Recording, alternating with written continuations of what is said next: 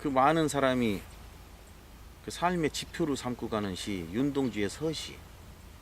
하늘 우러러 한 점 부끄럼 없기를 잎새에 있는 바람에도 나는 괴로워했다. 별을 노래하는 마음으로 모든 죽어가는 것을 사랑해야지. 그리고 나에게 주어진 길을 걸어가야겠다. 오늘 밤에도 별이 바람에 스치운다. 이 시는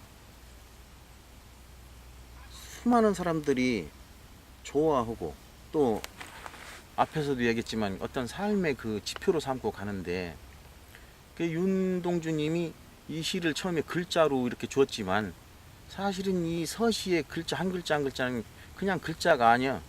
그냥 빛나는 별이라고.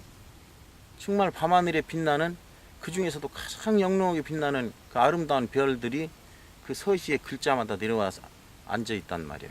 그게 가슴에 그 별을 품고 가는 거지. 윤동주를 좋아하고 윤동주의 서시를 좋아하는 사람들. 그러니 그렇게 반짝이는 별들을 가슴에 품고 가는 사람들이 그 생활은 또 어떻게 하겠어. 그야말로 별을 노려는 마음으로 살고 싶을 거 아니야. 그러니까 그렇지. 수많은 사람들 가슴에 그 윤동주의 서시가 들어있는데, 윤동주라고 쓰고 요새 유행할 때 뭐라고 쓰고 뭐라고 읽는다 이런 말 있잖아. 윤동주라고 쓰고 별이라고 읽자고, 그러고 서시라고 쓰고 별이라고 읽고. 그 윤동주의 서시는 그야말로 별이지. 그 윤동주의 서시가 그렇게 아름답고 그런 인생의 좌표로 삼고 갈 수 있는 그런 시를 우리한테 준 그런 아름다운 사람을 너무나 안타깝게 너무나 일찍 그 이별을 했지만, 수많은 사람들 가슴속에 살아 있는 거지 사실. 그렇지. 예. 그리고 언젠가 그 시인들한테 물어봤다네. 그 당신도 시인이지만 당신이 좋아하는 다른 사람의 시는 뭡니까? 하고 물어보니까 가장 많이 나온 그 시가 김춘수의 꽃인데, 이 양반은 인생 후반기에 좀 이렇게 정치적으로 치우치고 그러다 보니까 좋아하던 사람들의 마음이 좀 멀어졌던 그런 좀 안타까운 면이 있긴 한데, 시인들이 가장 좋아하는 시로 그 김춘수의 꽃을 뽑았대요. 내가 그 이름을 불러주기 전에는 그는 다만 하나의 몸짓에 지나지 않았다. 내가 그 이름을 불러줬을 때 그는 나에게로 와서 꽃이 되었다. 내가 그 이름을 불러준 것처럼 나의 빛깔과 향기에 알맞는 누가 나의 이름을 불러다오. 나도 그에게로 가서 그의 꽃이 되고 싶다. 우리는 모두 무엇이 되고 싶다. 너는 나에게, 나는 너에게 잊혀지지 않는 하나의 눈빛이 되고 싶다. 나는 이 시를 생각할 때도 그렇지만 그 내 전화 벨이 울릴 때 항상 그 이런 것처럼 그 참 누군가가 그 수많은 사람 중에 그 순간에 이 세상에서 나 한 사람을 생각하고 내 전화번호를 누르는 거잖아. 그래서 그 내 전화벨 울릴 때 항상 순간 가슴이 이렇게 설렌다고. 그 무슨 뭐 대출 전화 같은 건 말고 그런 건 빼고, 그 워즈워즈가 무지개에서 말한 것이 하늘에 걸린 무지개를 볼 적마다 내 가슴은 뛰노니 내 어렸을 적 그러하였고 어른 된 지금도 그러하다, 이렇게 얘기를 했단 말이요. 그거하고 똑같이 그렇게 전화벨 울리면 어렸을 때나 어렸을 땐 전화가 없었지. 젊었을 때나 지금 나 이제 올해 한갑 넘었는데 그렇게 항상 전화벨 울리면 그렇게 반갑고 좋아. 그 순간 그게 이 애기처럼 그 꽃이 되는 거 아니야? 그 순간에. 그렇지. 너는 나에게, 나는 너에게 잊혀지지 않는 하나의 눈짓이 되고 싶다. 그 아침에 출근하는 사람들이 남자도 안 보는 척 하면서 거울 한번 보고 나가잖아. 그리고 화장대에 앉아있는 여자들 다 그게 그날 만나는 모든 사람한테 꽃이 되고 싶은 거잖아. 그렇지. 그렇지? 그럼. 예. 그래서 거울을 보는 거지.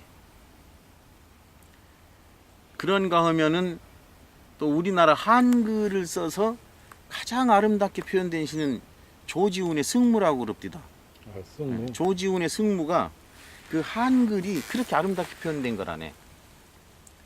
얇은 사 하얀 곳갈은 고이 접어서 나빌래라. 파르라니 깎은 머리 박사 곳갈에 감추고 두 볼에 흐르는 빛이 정작으로 고와서 서러워라. 빈 대에 황축불이 말없이 녹는 밤에 오동잎 잎새마다 달이 지는데 소매는 길어서 하늘은 넓고 돌아설 듯 날아가며 사뿐히 접어올린 외시버선이여. 까만 눈동자 살포시 들어 먼 하늘 한개 별빛에 모두우고 복사꽃 고운 뺨에 아롱질 듯 두 방울이야. 세사에 시달려도 번내는 별빛이라. 휘어져 감기우고 다시 접어 뻗는 손이 깊은 마음속 거룩한 합장인 양하고 이 밤사 깃도리도 지새우는 삼경인데 얇은 사 하이한 곳갈은 고이 접어서 나빌래라. 자, 이 작자가 그럼 조지훈이 어떤 깊은 산사에 그 아무도 없는 줄 알았는데 그 산사 마당에서 혼자 그 승무를 주고 있는 여승을 보았다고 하자고. 그렇게 생각하고 한번 이 시를 생각해 보면 얇은 사이한 곳갈은 고이 접어서 나빌래라. 그 나빌래라라는 것은 뭐 나비 같구나. 나비처럼 날아갈 것 같구나. 그 고칼을 쓰고 그 춤을 추고 있는데 보니까 파르라니 깎은 머리 박사 고칼에 감추고.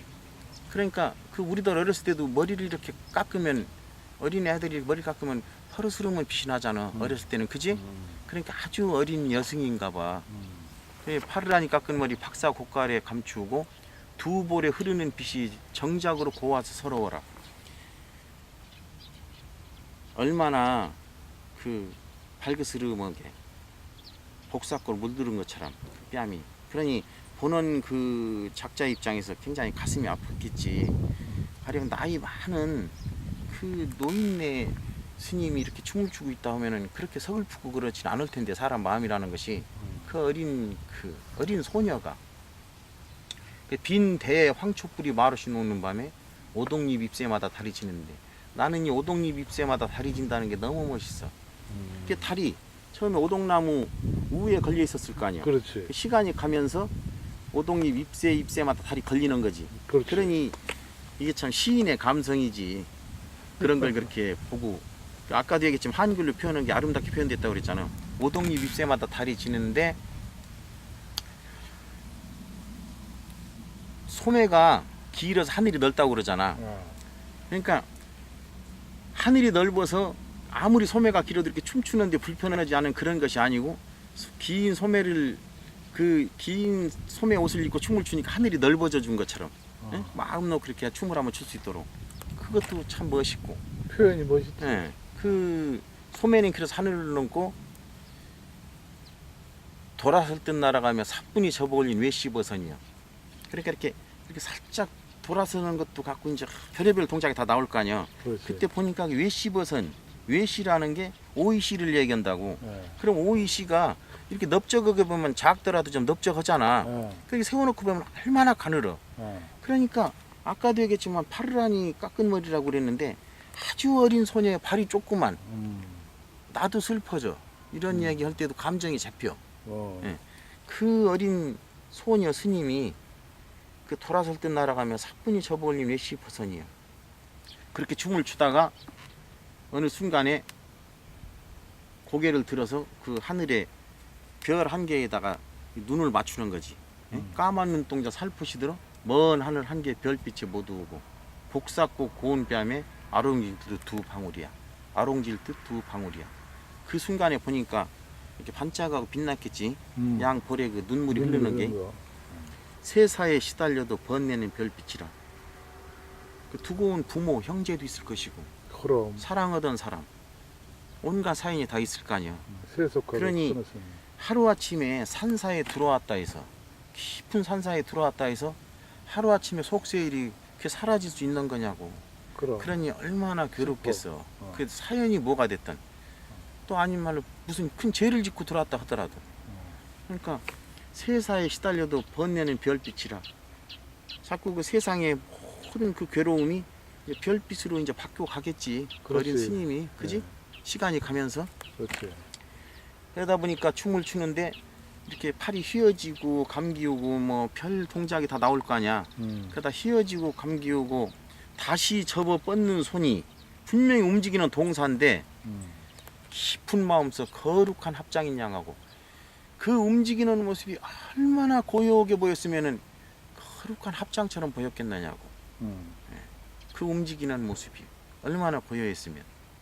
이 밤사 깃돌이도 지새우는 삼경인데 깃두라미도 밤새 울면서 나를 새는 거지. 깃두라미도 지새우는 삼경인데 얇음사 하얀 고가를 고이 접어서 나빌래라. 그 춤추는 모습이 꼭 나비 같구나. 나비처럼 날아갈 것 같아. 참 아름답게 표현은 됐지만 참으로 서글퍼. 그지? 복사꽃 고운 뺨에 그 아롱질도 두 방울. 참 슬퍼요. 이 조지훈 시에서 또 내가 좋아하는 시가 또 하나 있는데 완화삼이라고. 이제 우리들이 그 어떤 그 적삼, 뭐 속적삼 이러잖아. 그때 그 삼자고 완화라는 것은 꽃에 물이 든다는 얘기거든.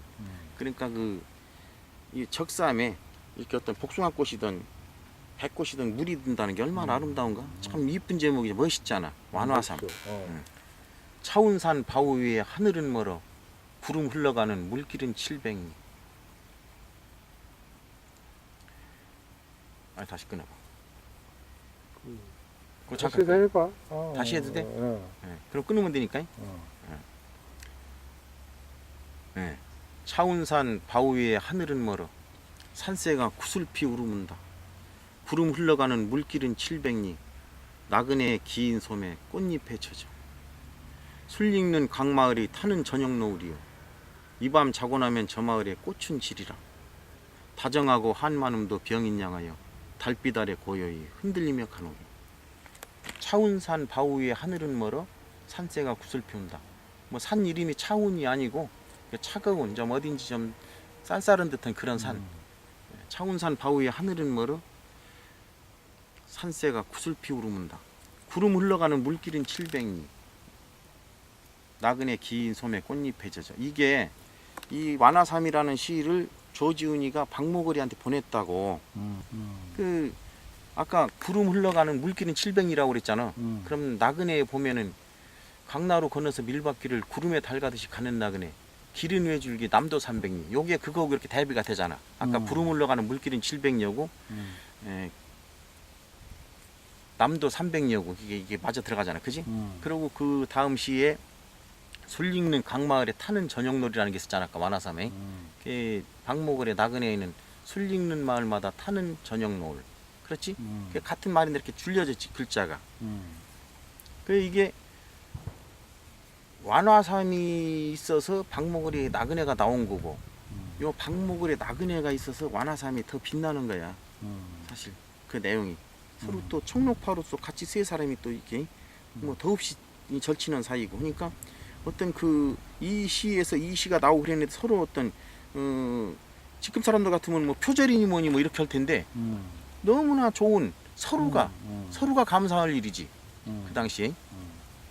그러면 또 박모거리 얘기 나왔으니 박모거리 시도 한 수 허구해야 될 거 아니야. 그렇지. 윤사월이라고 있어. 송악가루 날리는 외딴 봉우리 윤사월 해 길다. 뻐꾸기 울면 산지기 외딴집 눈먼 처녀사 문설주에 기대고 엿듣고 있다. 이 시는 어떻게 보면 굉장히 슬픈 건데 눈먼 처녀가 그 뻐꾸기 소리를 좀 더 자세히 듣고 싶어서 그 문설주에 기대고 이렇게 엿듣고 있다잖아. 그러면 그 눈먼 처녀 입장에서는 삶이 굉장히 괴로울 거 아니야. 눈이 안 보이니까. 괴로운데 나는 왜 그 장면이 그 문설주에 기대고 뻐꾸기 소리를 듣는다는 그게 왜 그렇게 아름답게 생각되느냐고. 나도 네? 동의합니다. 아름다운데 사실 그 눈먼 처녀한테 미안한 얘기인데. 네? 당신도 그 동의해? 그 마지막 구절 그 아름답죠. 문설주에 기대고 였다는 거. 그 앙드레지드의 소설 전원 교향곡이라는 게 있어. 그 전원 교향곡에 그 눈먼 소녀가 나온다고. 그런데 이 눈먼 소녀가 어떻게 해서 좌우지간 그 목사하고도 이렇게 목사가 주선해서 수술하게 돼요. 근데 이제 목사도 그 눈먼 소녀를 좋아했어. 그런데 그 아들도 또 좋아했다고. 근데 이제 눈을 뜨고서 보니까 사실은 이 소녀 입장에서는 그 아들을 좋아했던 거야.